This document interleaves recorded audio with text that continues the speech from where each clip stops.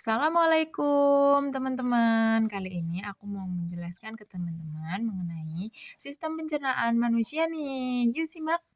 Oke, sebelum ke materi, kita kenalan dulu ya. Aku Yulinda Sari dengan NIM 860303 825 dari UT Salut Kalirjo.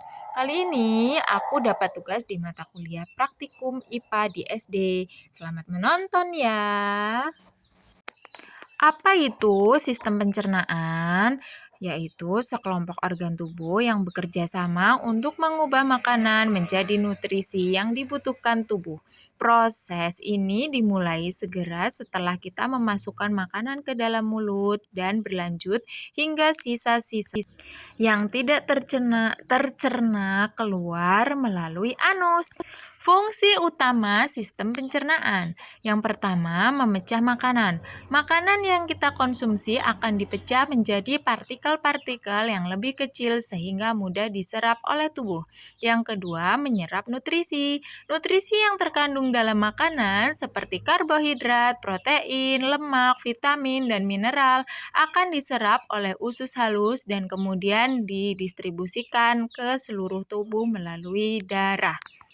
Mengeluarkan sisa makanan yang tidak dapat dicerna akan dikeluarkan dari tubuh dalam bentuk feses. Selanjutnya ada organ-organ dalam sistem pencernaan. Ada mulut, kerongkongan, lambung, usus halus, usus besar, hati, pankreas, dan empedu. Proses pencernaan di mulut, tahap paling penting dan pertama dari proses pencernaan. Setelah memasukkan makanan ke dalam mulut, gigi kita menggilingnya menjadi potongan-potongan kecil.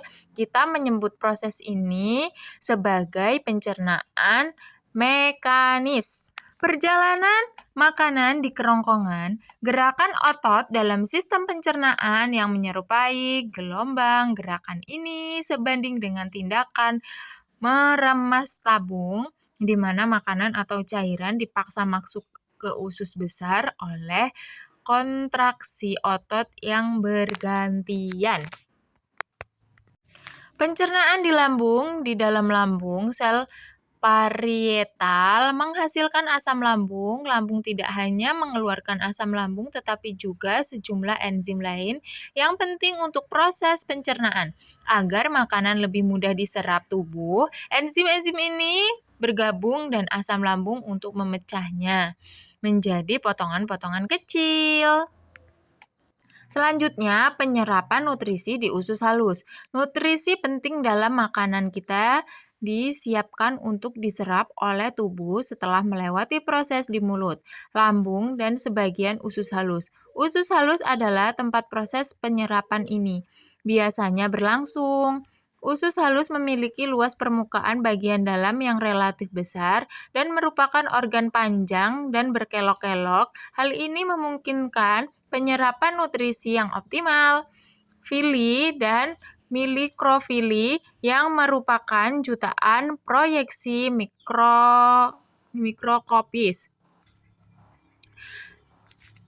melapisi dinding usus halus. Tujuan dari mikrofili dan fili ini adalah untuk meningkatkan luas permukaan penyerapan.